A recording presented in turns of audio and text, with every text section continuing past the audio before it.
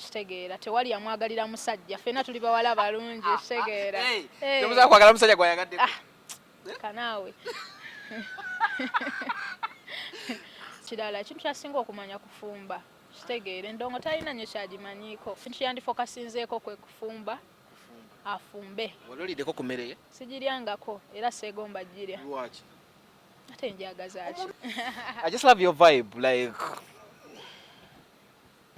that's what's up baby yeah so it's been a little bit long time ngandudde okukulaba what's up tubaddeyo omwana nga tusukuma ndongo bimanyi naawe yeah man kati ne mutuka nga tukikwasaganya ebintu obiraba byekola byokka the first thing first we're seeing you with a team no sleep yes they helping did you join people you need to clarify on this why think the team no sleep because tulaba the 6 killer quality the 3 killer quality what's moving on and affiliated to it with my manager to be affiliated to actually Jeff, not team no sleep with Jeff yes. Kino Jeff kyakoze kiki buli muntu ali affiliated kiki cause we tutunuli other piece affiliated Joey Landa affiliated Nando Love affiliated yasazeewo kupatanaringa na Olabika yasazeewo kupataninga na different artists I guess kuba mbadde simanyi kolagana naye nabali abayimbi abalala tukwatagana nga ffe abayimbi ne tusinkana nate nkolagana yaabwe nabo sigimanyi nnyo naye nga just know abakwasaganyizaako gwe kino kiraba otya kino kikyakola like you guys kina we kibateeka olinawo obadde oli stack nga weetaagamu boost ye I think kirungi kyakola it's a good thing kuba kati ye ng'omuntu alina experience mu music industry era alina byamanyi bye tutamanyi so of course abako ne kyakwongerako obadde oli stuck somewhere n'ogamba let me affiliate with Jeff Chiwa by the way no the funniest thing is he told me he's been looking for me yes he told me I looked for you for almost 2 years nangamba bulijjo njagala okukola naawe because I see potential in you nina kyenkulabamu nze nina kyenkulabamu nga gwokyebuzaabuza nga weekwese ndabika nali neekwese naye nga kinyuma nnyo kola n'omuntu naye ng'ayagala nga abadde akwagala naye let's go to the 6 killer video gye mwakola the song first let's talk with the audio audio eno ekusanga etya bagikuleetera bakulaga abantu bogenda okukola nabo did you get nogamba naye bano banatuula mu vibe zange Jeff nasooka nekola ne project yasooka yali Ava Peace tulina collaboration yafulumira ku EP ya Ava bagiyita omwenge video eri short naye tenafuluma egenda fuluma very soon then project ya Dakar ne tukola limba baluyita olaba pono so kati project eyokusatu already twali tuogerezeganya nze ne Jeff senkolagano yali one is very friendly so twali tuogera yankubira simu nangamba waliwo akayimba kenina waneeno naye kajja nyuma nnyo nga kaliko abakyala nga 6 nangamba you know what let me see which other artists bensobola okugattako bakyo in wakuleetera abo artists abasatu abana mwali 6 abataano did you feel munogamba naye bano nakikwasaganya atya with my vibe gye bali mostly abantu kubasinga otunulira wano mu nsonga zonna this is a Farani because twali tumanyide mu January ndala then mumutadde mu vibe yamwe kati twasooka kwatagana ku studio kuba oluyimba already lwaliwo so bwe twagenda mu studio already yali akoze arrangement y'oluyimba nga bwe lunaabeera nti gwe ogenda yimba kino nayimbe kino so twagenda otuukayo nga already arrangement weeri nga ebibuuzo ng'ebyo kale tebyaliwo saabirowooza nako excitement yali yakutte dda ng'ovudde ne ku excitement omuntu oyo nali mwesiga already kuba amanyi kyakola teri atasobya teri atasobya naye ng'alina experience already yali akoze arrangement in fact ekyenjawulo kye nakolamu olwoluyimba nange nayimba abantu kye basinza okumanyiramu is rap naye ate ekyenjawulo ekiriwo nti nayimba buyimbi vocals saakuba rap nojjayo that bad girl feel nakula mu buli promo videos nga nze ndi waggulu akitegeera anti ze ndi rapper Sero rap abawanjawulo waliwo ekyenjawulo ekimubaako rap is all about swag rap is all about you feel me just bintu byakwefiringa then mumala okufulumya audio awan Prima nasooka kuba audio n'agamba abantu 6 beegase ne bakola ekiyimba ekitanyuma. I'm like energy yammwe omukazi agiyeeko amazzi.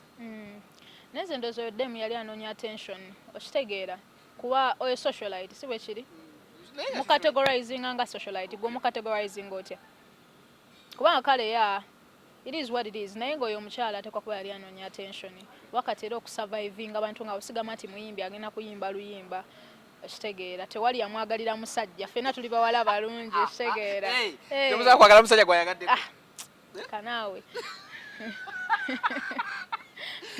so kati ze ndozo yoddemu maybe yali anoonya attention okitegeera yali ayisaawo bibye naye nga tewali nnyo kyamaanyi.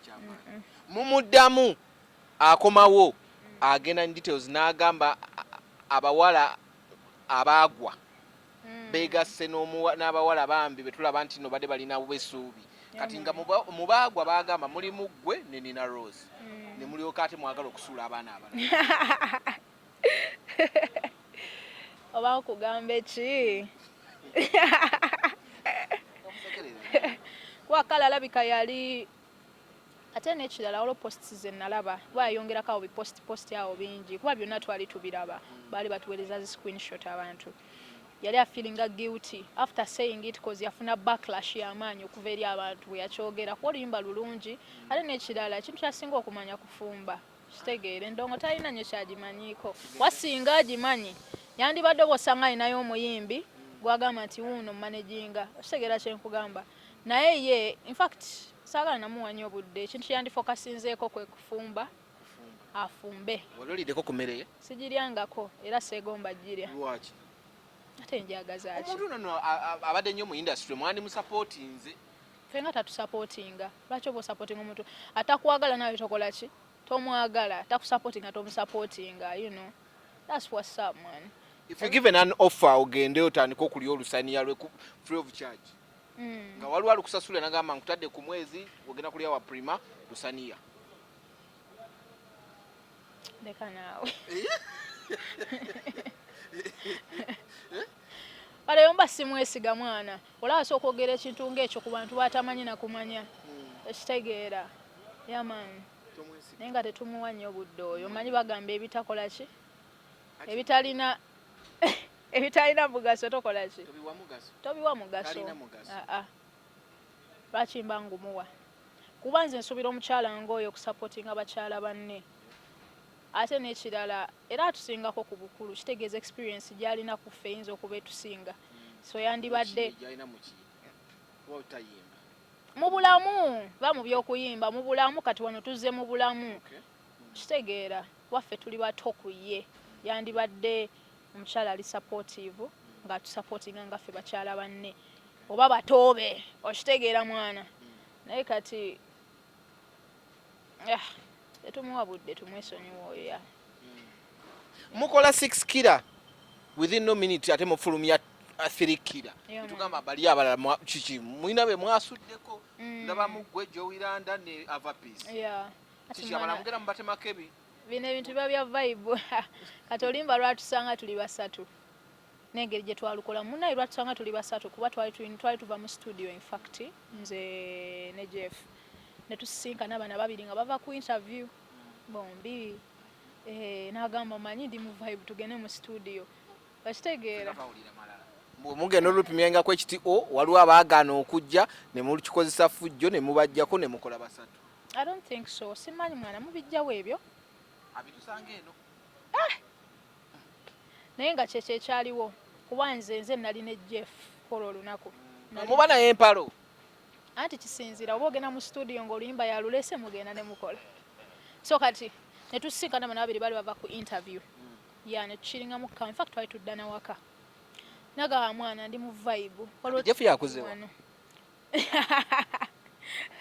lwaki ate ogambye wali okirize ne Jeff ate nga mudda waka no nga tuvudde ku studio nga tudda waka nga agenda bibye netusooka tusisinkana bano babiri Joey ne Avapeace bakitegeera ya so vibe netukwata awo ndi mu vibe waliwo tune eno tugende mu studio nti tugende why not ataliwo takola ki bwekiri netugenda netukola kitegeera olina Bible mu gyondeetera n'empulira ddala ngangira ngenda ddala nga bano balinawe ekintu wekituuka wekitatuuka speed kakati what's your plans? Are you moving in like full Athratom ne Jeff Chiwa? Nonga bwe nkugambye tuli affiliated naye tosobola kumanya with time. Let's see how it goes. Yeah, cause kati tukolagana, that's the most important thing. Yeah. Mukubulako kwonna right now kati okukomawo okwo tewaliwo gap ebadde eriwo koza mabega kawo badde a little bit nojja n'okulayo ko oluyimba ne Wike Bender. You did a song with Wike Bender? Yeah, we did naye tetwalufulumya. Kiki kyagwawo? Tetunalufulumya just. Oluyimba lwe mwakola gwe nindako olwa Eddie Kenzo ne Musuza ne Gundi ne Wike Bender niye yasooka okukola. Wike Bender yasooka. Naye olwa Mugundi olwa Musuza ne lufuluma. Olwa Musuza lwafuluma ya. Twaluta last year. Yes. Unoba kati kiki kyagano olwa Wike Bender okufuluma. Let's be honest. Amanya ganyo ku addressing matters abantu bwe kiba kiganye. What happened to kuluyimba lwa Wike Bender obutafuluma? It's a remix naye era tujagifuluma yali remix yaye. It's a remix over here. Come straight. Yeah, for real. Yali remix yaye. In fact, echaliyo naye tujagifuluma. Ani alinako obuyinza? Yaffe. Kuba already aye yafuluma. Single yafuluma already weri. So kati twakola remix naye naye maybe ayinza ofulumira nga ku EP oba album ne tutagifulumyanga just single. Wayinza okuba waliwo ebitagenda bulungi. Ebintu ebyo tubya addressing ebibeewo. Olimba n'olukola n'ofulumirawo ennyimba endala zonna eziddako nga luli luganye. Tulina n'omuyimba yakola oluyimba n'Omutanzania. Na guno gwako oluyimba terufulumanga. Waliwo yakola ne Don Mowen n'agenda ne data na kati oluyimba terufulumanga. N'atera buli muyimbi aba ne plan ye. Buli muyimbi aba ne program ne plan kwatambulira. Naye nga tujja dduta. Tewaliwo kyabaawo. Tewali buzibu tulyoke naye. Federation wakimayo luyimba? By the way, Federation ajogeddeko. Federation ekyantwalayo nze kumanya kikituufu. Wakitegeera? Nakitegeera. Nga kikuyamba? Of course. Lwaki waddukayo? Saddukayo. Naye ekyantwalayo cause jukira bakubira abayimbi ab'enjawulo time eyo Federation we yajjira ya. Shiba called me ne Kenzo yankubira ndoza bakubira n'abayimbi abalala. Kitegeera cause gundi yabwe aim yabwe yali copyright. So if it's a copyright, of course you give it a benefit of doubt n'ogenda n'otula n'owuliriza kiddala. Wamala enakumeka? Nagenda emirundi zange 3. Tewaddayo. N'ogamba kanzire mu byange enkobe endongo. Anti kati jukira balya abalala baali bakola ki but representing. Anti era awo tebandi kuyise singa bali bakurepresentinga naye okindi bakuyita obeerewo nga nawe olina kyogattako ki ekyaggana okuddayo after 3. Anti nagendayo bwe nagendayo nga tebigatta nembiwuliriza nga bwe baali babibala nendaba nga tekinneetaagisa nnyo okukola ki nga tekigatta tekinneetaagisa nnyo okubeerawo kitegeera. Lwaki Federation eyo yali yeetanira nnyo baana bawala? Bannange ekyo nga mbadde sikimanyi. What wali part of the Federation thing wajjamu luvannyuma? Najjamu eyo time enyini by the way we bagiggulirawo. Time eyo waliwo in fact abayimbi bangi ndowooza. Bagenda nga beesala. Kuba nasisinkana abayimbi bangi simanyi babeesala kuba nagenda ennaku 3. Anti bwe ngambira nti bagenda beesala gwe omu ku beesala. Ate waddamu okgendayo. Saddamu ya. Era ne batugamba. Wamala okimayo oluyimba n'okimayo ebintu ebyo. Naye kati olaba nze Kenzo abadde Charlie wange I think since 2019. Naye nga temusinkana bulungi. Nga tusinkana ku zi shows. Naye waliwo n'oluyimba lwe twakolako nze naye nga kuliko ndoza n'abayimbi abalala naye terwafuluma paka terunafuluma. So in fact oluyimba emiswiba gye nnyimbo zikola ne zitafuluma kiki? Ati nga bwe nkugaye mwana bulemu aba ne programu ye kati olwali lwa Kenzo nga kuliko abayimbi abalala. So kati simanyi ntambula ye bwere bw'osanga lulifuluma oba osanga terulifuluma. Naye so 2019 we namusisinkanira kola oluyimba ne tufuka ba mikwano kuba ye yampita n'angamba Recho kyekiriwo waliwo tune gye nnina wano eno ja kuba kyakabi if you part of it. So ne musisinkana ne tugendayo ne manager wange ne tukola so ne twale namba eno tutandika okunyumya from that time. Kati bino bya Federation byagenda okujjamu already tuli ba mikwano naye nga already nayagala dde okukolako naye So But how's your former manager? Ali ate mwogera? Tetwogera. Mwafuuka ba enemy. Ate oba abantu obutogera oba enemy we. Definitely. Omuntu gwe mwabeeranga mwena musiba mwena ogwo. At least musigazaamu kali. Andijjukira mba mwina ekyali kibagatta. So bwe kiba tekiriiwo, of course definitely mwina falling out. Kubona obusimu obwajja gundi ka Airtel okubamu just kamu bubiri n'omugaa gundi blood kiri kitya. Keep that relationship. You guys were good. No, tekirina buzibu. In fact, if he reached out, we would talk. Nete tulina nnyo kitugatta, so Yebala mbobo kyamujjukira. osobola okwerabira aba come on naawe. Yakutandika. Bala aliko management ya bala mbobo entya. Daira. Nga mulina omuvuka w'Arua bali abakulu Arua gwe muli naye nga muli wamu. Naye kati olaba eyo kyali namusinkanira ku manager wange oli we nakola naye. Naye nga yogere naawe vaawo gamba Apple. Kale manager Apple. So namutegerera ku manager Apple naye nga sibirako management ye simanyi nakumanya nti oba alina management. Nali sikimanyi.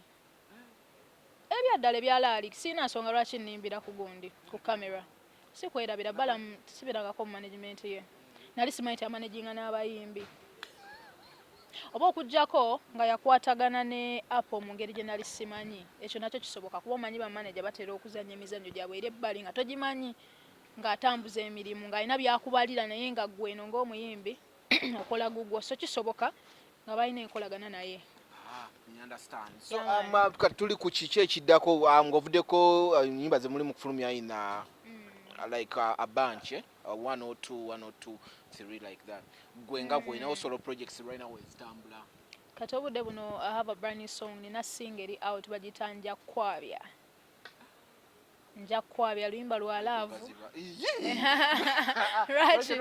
No, for real. Ate oluyimba lwa love ate nja kwabya. Ate nja kwabya, nja kuleka mu miguwa nja kwabya. Zenzito wa dola. Siri wa nkoko na soda. Ate lwa love. Nakoowa ne babola bamwe. Nze siri bola. Eyo navaayo mu wadona. Naye oluyimba siruli ya love yo napuli yaga akudalira abasajja. Naye gwotwalaga lwa love. Tumalirize. Atalina sente takola ki? Afumita lindazi.